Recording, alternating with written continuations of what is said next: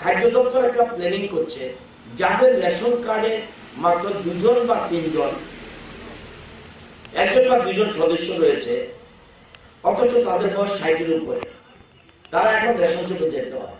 আমরা চেষ্টা করছি, আমরা অতি সত্বর এ ব্যাপারে সিদ্ধান্ত গ্রহণ করছি, এই 60 বছর কিংবা এর উপর বয়স যারা আছে তারা যাতে রেশন শপে যেতে না হয়, তার রেশন সামগ্রী যেন বাড়িতে পৌঁছে দেয়, সেই জন্য আমরা একটা উদ্যোগ নিচ্ছি। আশা করি আমরা কিছুদিনের মধ্যে এই উদ্যোগকে আমরা নেব, যাতে বয়স্ক লোকরা বাড়ি বসে রেশন পেতে পারে।